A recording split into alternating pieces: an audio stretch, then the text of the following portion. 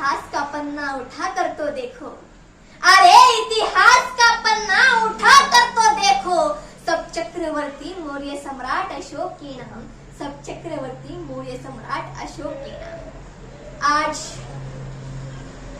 सम्राट अशोक इनकी जयंती के अवसर पर पुनश्च आप सबको ढेर सारे शुभकामनाएं और आप विश्व को शांति का संदेश देने वाले तथागत गौतम बुद्ध के विचारों का प्रचार प्रसार करने वाले 84,000 बुद्ध विहार निर्माण करने वाले चक्रवर्ती मौर्य सम्राट अशोक बुद्ध के विचारों का प्रचार प्रसार कर समता, स्वातंत्रता, बंधुता और न्याय पर आधारित रयते का स्वराज्य निर्माण करने वाले छत्रपति शिवाजी महाराज, महिला और बहुजनों के लिए पहल स्कूल शुरू करने वाले महात्मा ज्योतिराव फुले, मनुस्मृति के 5000 सालों की गुलामी से समाज को मुक्त कर संविधान के माध्यम से हक एवं मानवाधिकार देने वाले विश्व रत्न बोधिसत्व महामना डॉक्टर बाबा साहब अम्बेडकर।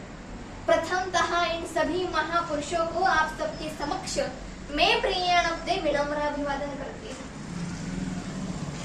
सम्राट अशोक इनके जयंती के अवसर पर जिन्होंने मुझे निमंत्रित किया है वो हमारे धावरे सर, धावरे मैडम, इनकी मैं मनपूर्वक आभारी हूँ।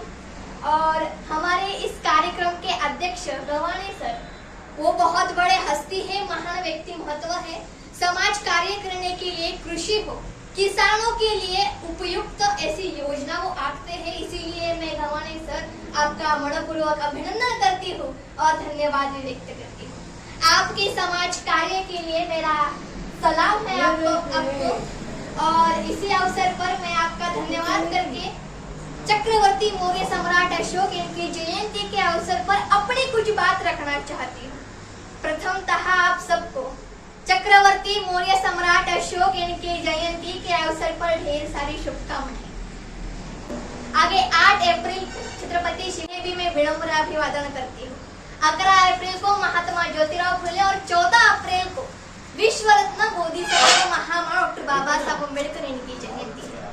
प्रथमतः इन सभी महापुरुषों को अभिवादन कर आज 5 अप्रैल 2025 को हम चक्रवर्ती मौर्य सम्राट अशोक इनकी जयंती के अवसर पर कार्यक्रम को शुरू करते हैं। मैं आप सबको बताना चाहती हूँ, चक्रवर्ती मौर्य सम्राट अशोक ने बुद्ध के जीवन कार्य से प्रेरित होकर उन्होंने पूरे विश्व में बुद्ध के विचारों का, कार्यों का प्रचार प्रसार किया।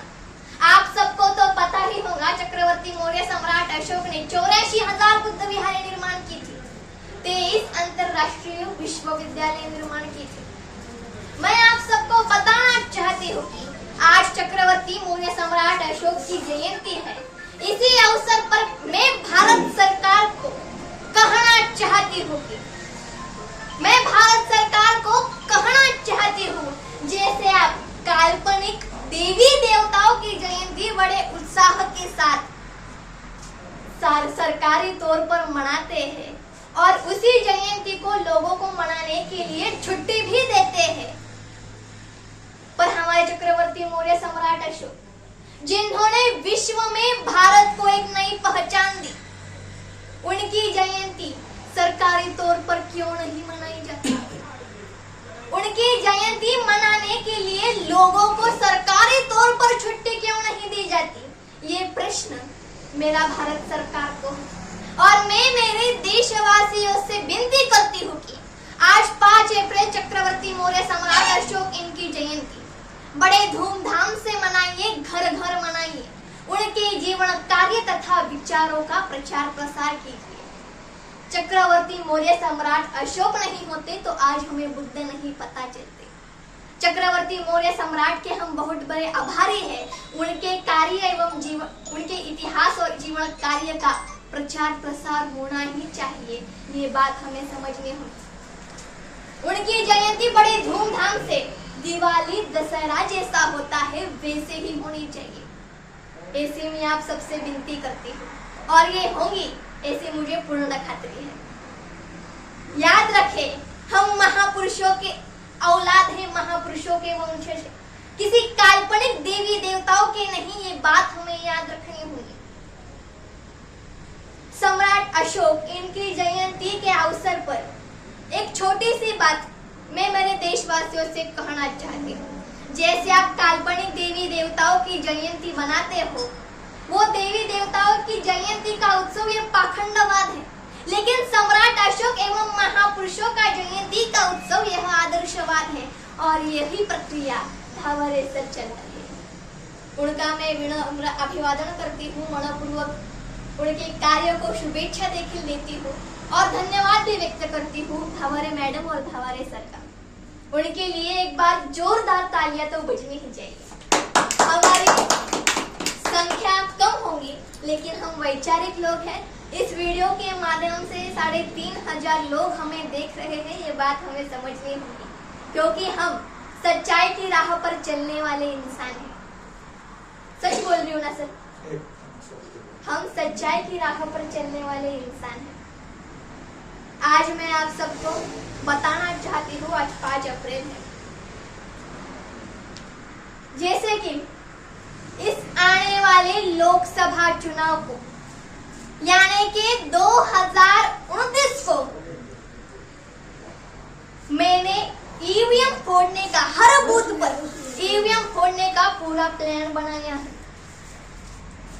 2029 को आने वाले लोकसभा पर हर बूथ पर दिन भर ईवीएम फोड़े जाएंगे। ये बात हमें समझनी होगी और सरकार को हम मजबूर करेंगे फिर से लोकसभा का चुनाव लेने के लिए, वो भी बैलेट पेपर पर। ये मेरा आप सबको वादा है और आप सबको भी हमें साथ सहयोग देनी होगी।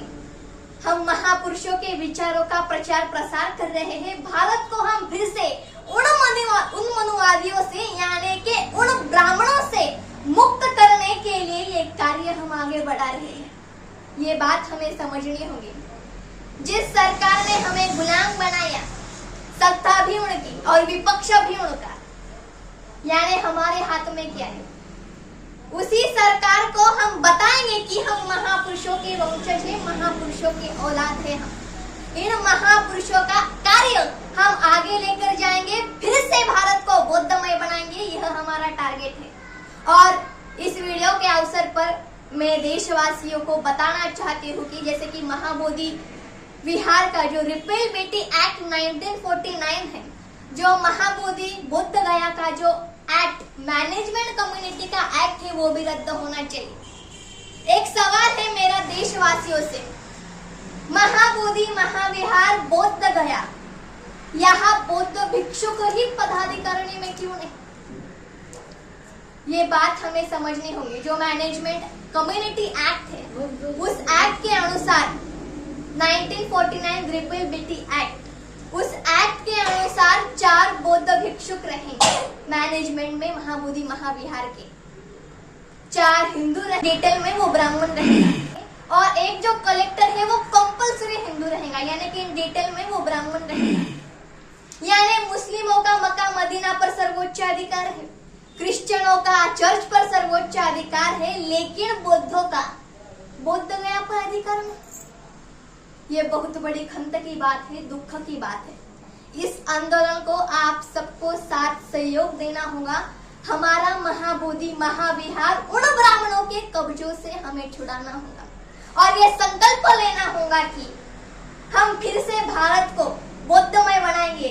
इसीलिए आज चक्रवर्ती मौर्य सम्राट अशोक इनकी जयंती के अवसर पर मैं कहना चाहती हूँ कि अरे किसकी काशी किसकी मथुरा, किसकी काशी किसकी मथुरा, किसके है ये चारों धाम। अरे किसकी काशी किसकी मथुरा, किसके है ये चारों धाम। इतिहास का पन्ना उठा कर तो देखो, अरे इतिहास का पन्ना उठा कर तो देखो, सब चक्रवर्ती मौर्य सम्राट अशोक। इतिहास का पन्ना उठा कर तो देखो, अरे इतिहास का पन्ना उठा कर तो देखो, सब चक्रवर्ती मौर्य सम्राट अशोक के नाम, सब चक्रवर्ती मौर्य सम्राट अशोक के नाम। आज सम्राट अशोक इनकी जयंती के अवसर पर पुनश्च आप सबको ढेर सारे शुभकामनाएं और आप सब यहीं पर आए, इसीलिए आप सबकी मैं आभारी हूँ और आप सबका धन्यवाद व्यक्त करती हूँ। और जिन्होंने इस कार्यक्रम का आयोजन किया हमारे धावारे सर, इनका भी मैं मनपूर्वक आभार व्यक्त करती हूँ। और आप सबसे मेरी विनती है कि एक बार हम सबको जोरदार घोषणा देनी है और आज 5 अप्रैल को सम्राट अशोक इनकी जयंती मनानी है। सब लोग घोषणा देंगे।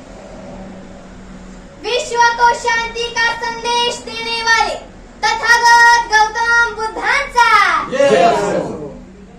बुद्ध के विचारों का प्रचार प्रसार करने वाले चक्रवर्ती मौर्य सम्राट अशोकांचा, चक्रवर्ती मौर्य सम्राट अशोकांचा, विश्वरत्न बोधिसत्व महामानव डॉक्टर बाबासाहेब आंबेडकरांचा, डॉक्टर बाबासाहेब आंबेडकरांचा। और बिहार के लोग देखिए इस कार्यक्रम को आए हैं, आपका मैं आभार व्यक्त करती हूँ। आप यहीं पर आए, आप सचमुच एक महान ग्रेट व्यक्तिमत्व हो, क्योंकि महापुरुषों के जो जयंती होती है, महापुरुषों के कार्य का जब विचारों का कार्यक्रम होता है तो बहुत कम लोग आते हैं, लेकिन जो कम लोग हैं वो वैचारिक लोग हैं, और उन वैचारिक लोगों में से आप सब हो। आपका मैं आभार व्यक्त करती हूँ और यहीं पर मैं रुकती हूँ। आप सबको मेरा जय भीम, जय शिवराय, नमो बुद्धाय। आज आपण या देशाचा सातबारा ज्यांच्या नावावर आहे ते सम्राट चक्रवर्ती अशोक यांची जन्मजयंती जी आहे ती जयंती कोरेगाव भीमा तालुका शिरूर जिल्हा पुणे या ठिकाणी प्राध्यापक चंद्रकांत गव्हाणे यांच्या अध्यक्षतेखाली आपण इथे साजरी करत आहोत। ज्या सम्राट अशोकानं आपलं संपूर्ण आशिया खंडामध्ये बुद्ध धर्माचा प्रचार आणि प्रसार करण्यासाठी या ठिकाणी आपली 2 मुलं भिक्खू संघाला अर्पण केलेली होती, दान केलेली होती, आणि संपूर्ण देश आणि विदेशामध्ये बुद्ध धर्माचा प्रचार आणि प्रसार या ठिकाणी करून ज्या सम्राटानं या देशाचा 7/12 जो आहे तो 7/12 सम्राट अशोकाच्या नावानं आहे। आणि हा देश जो आहे तो बुद्धाच्या शांततेच्या मार्गाने निर्माण झाला पाहिजे आणि बौद्धमय वातावरण जे आहे ते वातावरण या देशामध्ये निर्माण झालं पाहिजे। याच्यासाठी हा भारताचं बौद्ध राष्ट्र निर्माण व्हावं म्हणून 84,000 बुद्ध स्तूपों का निर्माण सम्राट अशोका ने किया था, और ब्राह्मण पंडितों ने 2,500 साल से पहले इस सम्राट अशोक के 84,000 बुद्ध स्तूपों को नेस्त नाबूद कर दिया, और वहाँ पे कोई काल्पनिक देवी देवताओं को बिठा के इस विहारों पर कब्जा कर लिया। जैसा कि अभी जगन्नाथपुरी का मंदिर है, मथुरा का है, केदारनाथ का है, तिरुपति बालाजी का है, अभी बुद्ध विहार पर भी उन्होंने कब्जा करके बैठे हैं। आने वाले भगवान बुद्ध का बुद्ध विहार बनाया है, उस पर अवैध कब्जा ब्राह्मणों ने किया है। उस कब्जा को खत्म करने के लिए